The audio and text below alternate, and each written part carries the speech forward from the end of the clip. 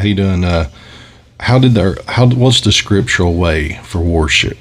That's the question I want to tackle today in this short, really fast. What does the Bible say about worship? If you read in 1 Corinthians chapter 14, starting at verse 26, it says, how is it then, brethren, when you come together, each one of you has a psalm, a teaching, a tongue, a revelation, and an interpretation. Let all things be done for edification. So what this one verse teaches us, and in context, it's regulating the worship.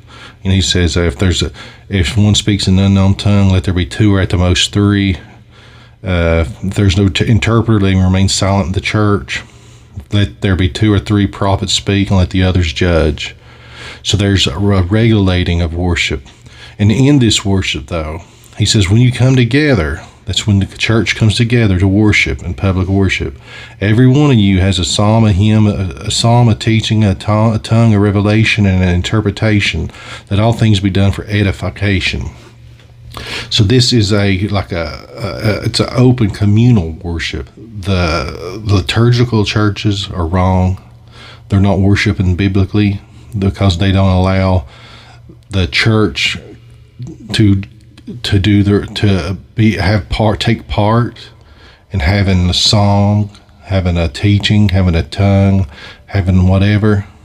But the modern Protestant contemporary worship scene is also wrong, where it's just a concert, then a sermon after a concert. That's wrong, just as wrong, if not worse. Because what's going on is you're taking away the Spirit of God from the service. The Spirit, you should allow everybody. It should be a open communal worship. There shouldn't be a stage where people just sit up there and sing and then pass it on to the pastor or whoever to preach the sermon. This should be it's a communal thing that the church is doing. Everybody's allowed to be involved and to express, to encourage, uplift, and build up the church, the body of Christ. This is what we should be doing. This is the biblical foundation, and this is the biblical way of worship. So not the liturgical way don't allow this, and neither does the contemporary service allow this. And even like traditional Protestant worship still doesn't allow this to a degree. The church needs to be open for all people there to speak their mind, to express themselves, to help people grow in the Lord, testify to His truth. And I hope this helps somebody. And God bless you, and pray for me, a sinner.